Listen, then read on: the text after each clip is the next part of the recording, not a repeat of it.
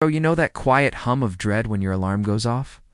That feeling you get while sipping your coffee, scrolling through your phone, and bracing for another day that feels almost exactly like the last one? Or how about that nagging sensation that your daily grind, your job, your efforts are, when it comes down to it, meaningless? If any of this rings a bell, you're definitely not alone. But what if I told you that this very feeling, this existential wobble, could actually be your greatest strength? What if that deep sense of emptiness isn't a sign that you're broken, but a sign that you're starting to wake up? The French philosopher Albert Camus called this feeling the absurd, and he believed that facing it head-on is the key to unlocking a life that's more authentic, passionate, and even creatively rebellious. Stick with me here, because we're about to explore how this seemingly bleak realization can fundamentally change how you see your world starting right now. Let's talk a bit more about that feeling. Camus described it with striking clarity. Rising, streetcar, for hours in the office or the factory. Meal, streetcar, for hours of work. Meal, sleep. And Monday, Tuesday, Wednesday, Thursday, Friday, and Saturday, according to the same rhythm, this path is easily followed most of the time. It's a cycle, right? It's often lived on autopilot, a sort of comfortable numbness that shields us from asking tougher questions. But then, Camus points out, one day the why arises and everything begins in that weariness tinged with amazement. This why is a huge moment. It's the jolt that yanks you out of the rhythm. The routine doesn't feel so comfortable anymore. It feels hollow, and you're intensely aware of how repetitive it all is. This isn't just a bad mood or some fleeting thought. It's an awakening to what Camus identified as the absurd. For many, this can show up as an existential crisis, that inner tug-of-war where life seems to lack meaning and your own identity feels a bit blurry. This often brings on anxiety and stress, a feeling that your deep desire for a meaningful life is being blocked by what looks like a massive lack of meaning in the grand scheme of things. So, who was this Albert Camus, and what exactly did he mean by the absurd? Born in Algeria in 1913, Camus was a philosopher, author, and journalist. He lived through 2 world wars and was an active member of the French Resistance.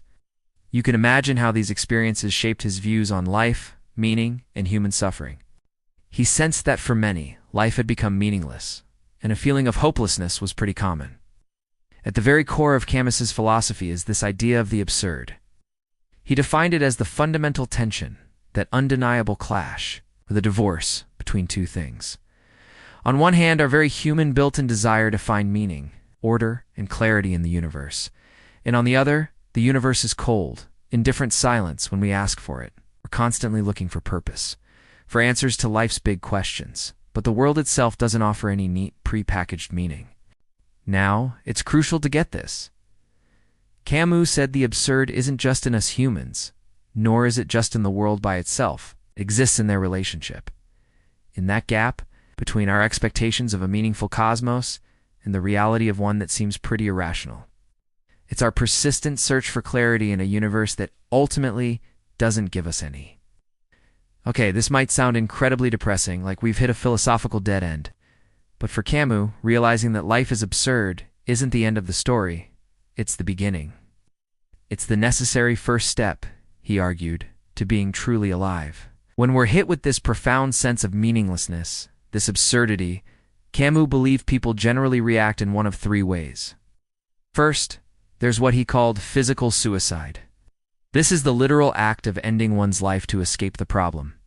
Camus tackled this head-on in The Myth of Sisyphus, saying there is only one really serious philosophical problem, and that is suicide.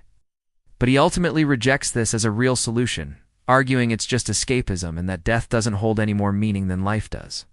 The second common response is what Camus termed philosophical suicide. This is taking a leap of faith, basically denying the absurd by jumping into prepackaged meaning systems, maybe through dogmatic religion, rigid ideologies, or even just by distracting ourselves and refusing to acknowledge the problem.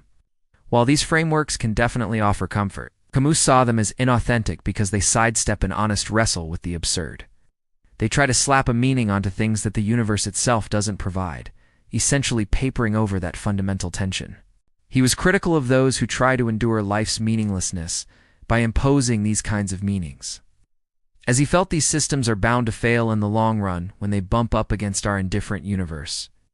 Camus argued that neither of these paths truly engages with the human condition. They're attempts to dodge the absurd rather than confront it. And it's in that confrontation, he believed, that real meaning and freedom are found. This brings us to Camus's third and preferred response, and this holds the secret to finding meaning when life feels empty. Revolt. Now, revolt for Camus doesn't necessarily mean picking up weapons in the traditional sense. In the context of the absurd, revolt means fully acknowledging life's inherent meaninglessness, while, at the exact same time, choosing to live passionately and intensely in defiance of it. It's a constant, conscious showdown with the absurd, keeping that tension in mind without giving in to despair. As Camus himself put it, this very revolt gives life its value. This isn't about finding some ultimate purpose handed down from above. It's about creating value through our conscious defiance. This awareness becomes the bedrock for living authentically. It's a liberation, not a sentence to misery. Hand in hand with revolt comes freedom. Once we accept that there's no preordained meaning, no cosmic script for our lives, we become radically free. We are free to define our own values, to create our own personal meaning, precisely because the universe offers none. There's no higher destiny telling us what to do. We become, as Camus suggested, the masters of our own days. This is a huge liberation from the often crushing weight of trying to figure out some ultimate universal meaning. Instead, we're free to build meaning on our own terms. And this freedom, born from revolt, fuels passion. If life has no inherent ultimate meaning, and if this conscious existence is all we can be sure of, then the way to live is to experience it as intensely and fully as possible. 5-7 Camus himself enjoyed simple pleasures. Sports, relationships, the arts. He championed valuing the quantity and diversity of experiences because, without an ultimate scale of quality, living abundantly becomes a form of rebellion. The absurd man, Camus wrote, multiplies what he cannot unify. What he means is that he embraces the richness and variety of life without needing it all to fit into one single neat story. We are invited to live fully in the present, to engage deeply with whatever brings us alive, even if those things have no grand eternal significance. So, what does it actually look like to live this way? How do we embrace the absurd through revolt, freedom, and passion? Well, it leads to a life of profound authenticity and encourages a spirit of creative rebellion. Authenticity in the Camusian sense springs from this clear-eyed awareness. It means recognizing the lack of cosmic meaning while simultaneously and consciously choosing to create personal meaning in your own life. It's about living without kidding yourself, without pretending that your personal projects or values have some ultimate, divinely ordained importance, yet still pursuing them with passion. You face life's absurdity with unflinching honesty. This authenticity naturally spills over into a kind of creative rebellion. You throw yourself into your work, your relationships, your art, your passions. Not because they promise some eternal reward or fit into a grand cosmic scheme, but because you choose to give them significance. This rebellion isn't just personal either. As Camus's thinking evolved, he increasingly emphasized rebellion against cruelty, oppression, and injustice. This social rebellion isn't based on a belief in some universal moral law, but on a conscious choice to affirm human dignity and solidarity, even in a universe that doesn't seem to care. Practically speaking, what can this mean for you? It means practicing a mindful acceptance of uncertainty and the universe's inherent meaninglessness, not as problems you need to solve, but as natural parts of being human. This awareness can, paradoxically, free you from the unrealistic pressure of finding some ultimate, all-encompassing meaning. It involves prioritizing experiences over just accumulating stuff, engaging deeply with activities you find joyful or challenging, and cultivating a rich presence in your everyday moments. It encourages you to diversify your experiences, to try new things regularly, and to avoid falling into rigid routines that might create a false, unexamined sense of meaning. Remember Camus's insight. The realization that life is absurd cannot be an end, but only a beginning. It's a call to action, not a resignation to despair. Perhaps the most powerful metaphor Camus uses to illustrate this absurd life is the ancient Greek myth of Sisyphus. You might know the story. Sisyphus, as a punishment from the gods, was condemned to an eternity of pointless labor. He had to push a massive boulder up a mountain, only to watch it roll right back down to the bottom each time he got near the summit. Then, he'd have to trudge back down and start his agonizing task all over again, forever. On the surface, this is the absolute picture of a meaningless, despairing existence. Yet Camus flips this and reinterprets Sisyphus as the ultimate absurd hero. Sisyphus is totally aware of his fate, the eternal pointlessness of his task. He has no illusions. And this is where the crucial insight lies, the core of Camus's secret. Camus famously ends his essay by stating, "One must imagine Sisyphus happy. How on earth can Sisyphus be happy?" His happiness doesn't come from some delusion that one day the boulder will stay at the top, or that the gods will suddenly change their minds. His happiness, Camus suggests, comes from the struggle itself, from his conscious defiance in the face of his absurd condition. It's found in his clear-headed awareness of his fate, mixed with his choice to embrace it, to pour his whole being into that push, every single time. Meaning, for Sisyphus, isn't in the outcome, but in the scornful rebellion of his effort. His joy is in his freedom to adopt a defiant attitude toward his suffering. Think about our own lives, those daily routines, the rising streetcar, 4 hours in the office, ... These can feel like our personal boulders, can't they?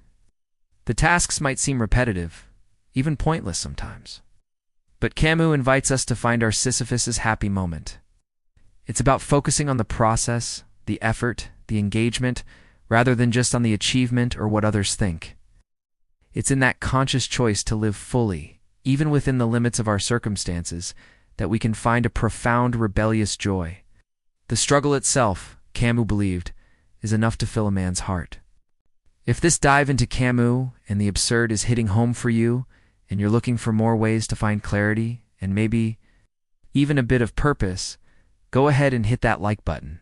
It really helps the channel grow. If you want to be part of a community that's all about exploring life, ask big questions. Make sure to subscribe and ring that notification bell so you don't miss our future chats. We'd genuinely love to hear your thoughts. How do you find meaning in your daily life when things feel a bit absurd? What are your Sisyphus happy moments? Share your experiences and insights in the comments below. Let's learn from each other. And that nagging feeling of emptiness, that sense that your daily routine is meaningless. This is what Albert Camus so powerfully described as the human encounter with the absurd. But here's his profound secret. This realization isn't a curse. It's a call to arms. It's an invitation to live a life of conscious revolt, exhilarating freedom, and vibrant passion. By embracing the absurd, by looking the universe's indifference right in the eye, and still choosing to create our own meaning, we transform that potential for despair into an incredible source of strength and liberation. The struggle, the effort, the conscious engagement with our lives, just like Sisyphus with his rock, can truly be enough to fill our hearts. You are free to define your existence, to rebel creatively against meaninglessness, and to live with an authenticity that laughs in the face of despair. The power to find meaning, even when the world feels empty, is right there within that courageous, ongoing revolt.